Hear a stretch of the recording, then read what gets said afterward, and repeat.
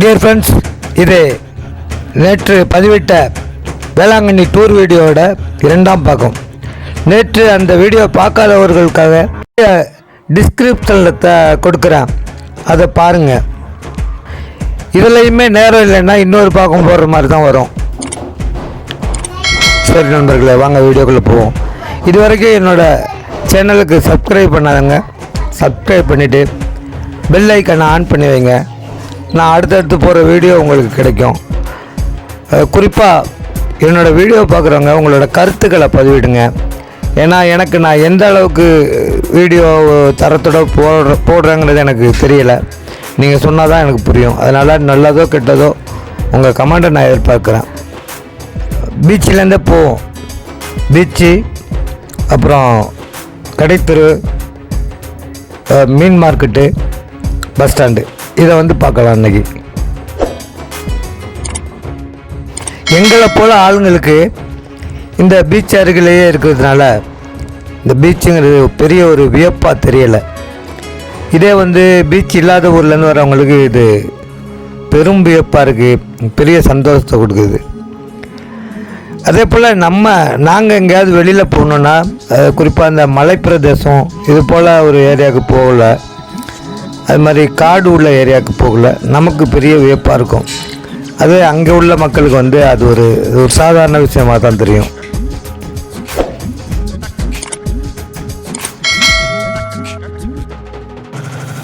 இருந்தாலும் ஒரு நார்மலான கடற்கரைக்கும் இது போல் பீச் என்ற ஒரு அந்தஸ்து பெற்றது. அதாவது நிறைய பேர் வரணும், அங்கே கடைகள், அப்புறம் ஹோட்டல்ஸ், விளையாட்டு இடங்கள், இது போன்ற எல்லாம் அமைஞ்ச ஒரு இடத்துல இருக்கிறதுக்கும் நிறைய வித்தியாசம் இருக்குது.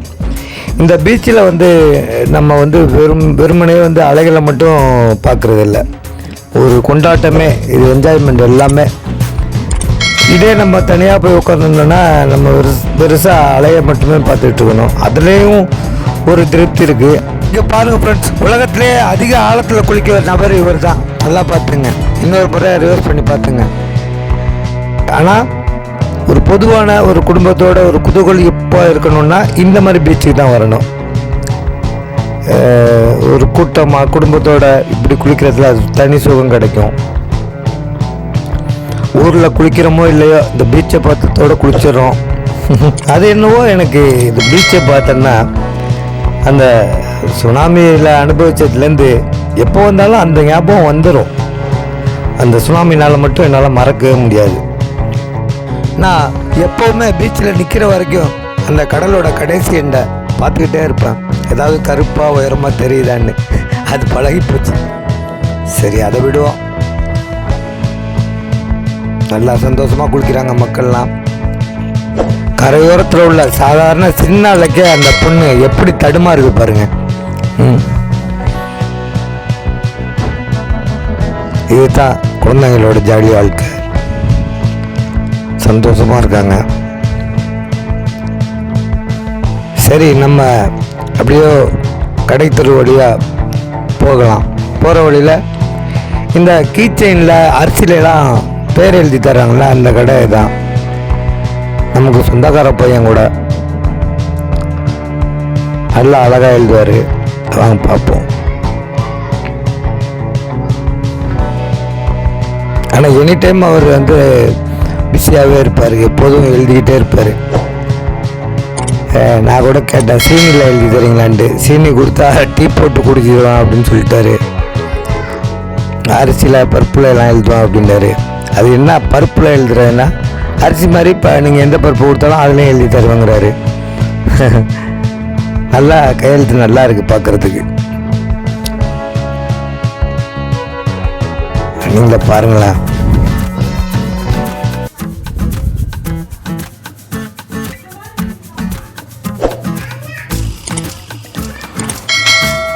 ஒரு ஆர்டிஸ்ட் லெவலுக்கு எழுதுறாங்க.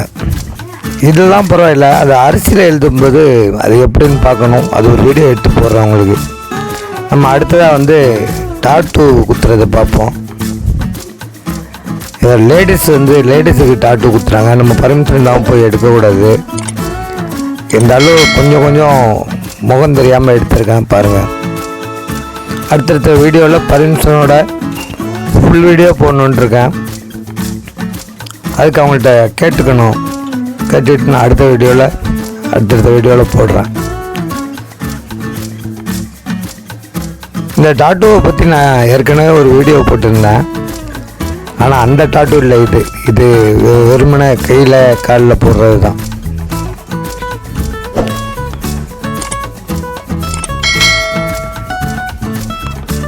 இது ஆரம்ப காலத்தில் உள்ள பச்சை குத்துனதுலேருந்து அப்படியே உருவாகி வந்த ஒரு கலை தான் இது.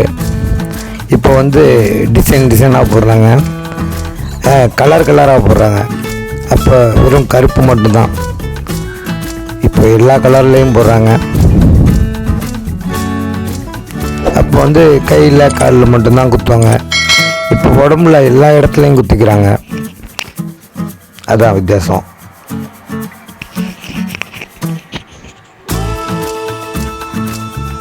அந்த அக்கா கூட கையில் தான் குத்திக்கிட்டுருக்காங்க. நான் கையை மட்டும் அப்படியே ஷூட் பண்ணுறேன். அவங்க இது வரைக்கும் ஒன்றும் சொல்லலாம், முறைக்கலை. அதனால் துணிச்சலாக நின்று எடுத்துக்கிட்டு இருக்கேன்.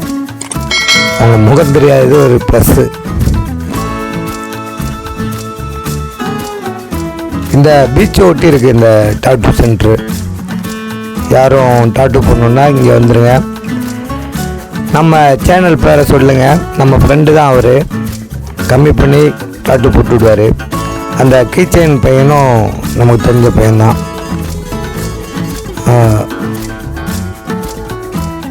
நல்லா பேர் எழுதி வைப்பார்.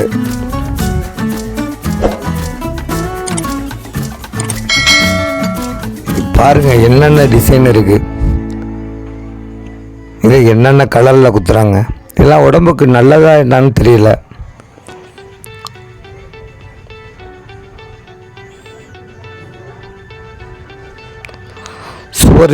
சுவர் இருந்தால் தான் சித்திரம் வரைய முடியும்னு சொல்கிறாங்க. இப்போ உடம்பு இருந்தால் தான் சித்திரம் வரைய முடியுது. அதே உடம்பு வெள்ளையாக இருக்கணும் போல இருக்கு.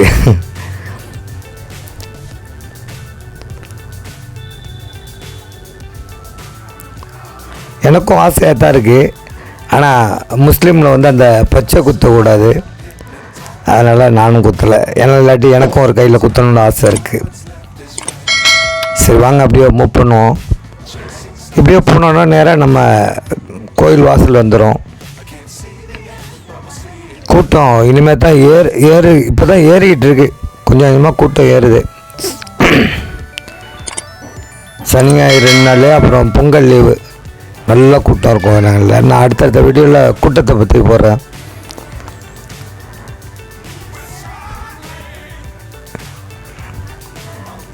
வீடியோ பார்க்குறேன், நீங்கள் தயவுசெய்து கமெண்ட் பண்ணுங்கள். நான் வந்து கிராமத்திலே பிறந்து வளர்ந்ததுனால என்னோடய பேச்செல்லாம் இந்த கிராமத்து ஆள் மாதிரி தான் இருக்கும். அதனால் கொஞ்சம் கோச்சிக்காதீங்க. என்னால் ஸ்டைலாகலாம் பேச தெரியாது, இங்கிலீஷ் கலந்துலாம் விட தெரியாது. ஏதோ தோன்றதை சொல்கிறேன். உங்களுக்கு போர் அடிக்கிற மாதிரி இருந்துச்சுன்னா கொஞ்சம் அட்ஜஸ்ட் பண்ணிங்க. நீங்கள் வீடியோவை பார்த்துக்கலாம். என்னோடய பேச்சு நீங்கள் காதில் வாங்க வேண்டியதில்லை. உங்களுக்கு கொஞ்சம் தெளிவுபடுத்தணும்னு நினச்சி பேசிகிட்டு இருக்கேன். அதுவே சிலருக்கு பிடிக்காமல் போகலாம். இப்போ இந்த கோயிலேருந்து இந்த வழியாக தான் சப்பரம் வரும். வந்து நம்ம பீச்சுக்கு போகிற வழியில் பாதியில் கட் பண்ணி லெஃப்டில் போய் திரும்ப கோயிலுக்கு வந்துடும். இது வந்து சப்பரம் போகிற பாதைன்றே சொல்லுவாங்க இந்த இடத்துல. நேற்றே இந்த இடத்த பற்றி கொஞ்சம் விவரிச்சிருக்கேன். இந்த மெழுகுத்திரி கடை, பூக்கடை, மொட்டை போடுற இடம், யாவுல மாதா கோயில் எல்லாமே இந்த இதுக்குள்ளே தான் இருக்குது. அப்புறம் சரவணபவன் ஹோட்டல், செட்டிநாடு எல்லாமே இங்கே தான் இருக்குது.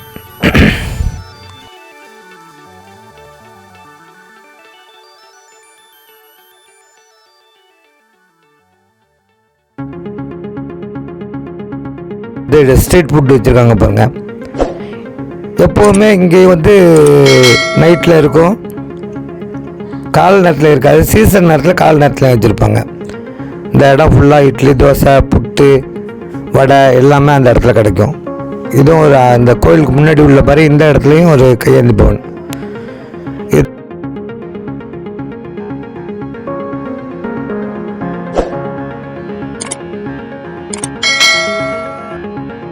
இதுதான் சந்திரா ஹோட்டல். இது ஏன் சொல்கிறேன்னா, மற்ற ஹோட்டல்லாம் நான் விவரிக்கலை. இது வந்து பாரம்பரியமாக இங்கே வேளாங்கல்ல உள்ளது. நல்லா சின்ன பிள்ளையிலேருந்தே இது எனக்கு தெரியும். கிட்டத்தட்ட 30-40 வருஷத்துக்கு மேலே இந்த ஹோட்டல் இருக்குது. இது இருக்க உள்ளது மரியா ஹோட்டல். இந்த சந்திரா ஹோட்டல், மரியா ஹோட்டல் இதெல்லாம் வந்து இங்கே வேளாங்கண்ணியில் கொஞ்சம் ஃபேமஸானது. இன்னும் மற்ற ஹோட்டலில் வந்து நான் குறை சொல்லலை. இது ஆதி காலத்துலேருந்து இந்த இடத்துல வேளாங்கண்ணியில் சந்திரா ஹோட்டல் தான் ஃபேமஸ்ஸு. அடுத்தது மரியா ஃபேமஸ்ன்னு சொல்லுவாங்க. இப்படியே நேராக போனோன்னா லெஃப்டில் போனால் கோயில் வந்துடும். ஸ்ட்ரைட்டாக போனோன்னா பஸ் ஸ்டாண்டு. அதுக்கு இடையில வந்து மார்க்கெட் இருக்குது.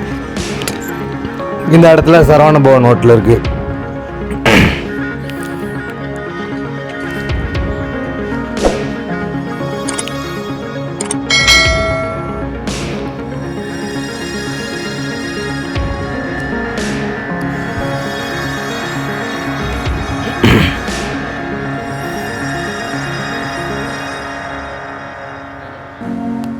பஸ் ஸ்டாண்டில் நேராக இந்த வழியிலே போனோண்டா கோயிலோட முன்பகுதிக்கு போயிடலாம்.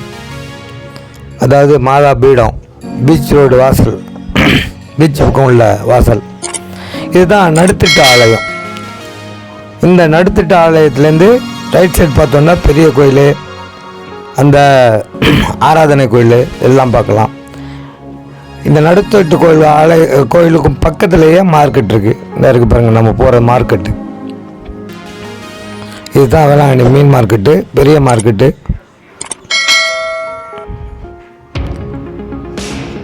சரி ஃப்ரெண்ட்ஸ், இப்போவே வீடியோட லெங்த் அதிகமாக தெரியுது. இதுக்கு மேலே போட்டால் நீங்கள் பார்க்க மாட்டீங்க. அதனால் இதோட வீடியோ முடிச்சுக்குவோம். மீதியை வந்து அடுத்த வீடியோவில் போடுறேன். தயவுசெய்து கோச்சிக்காதீங்க.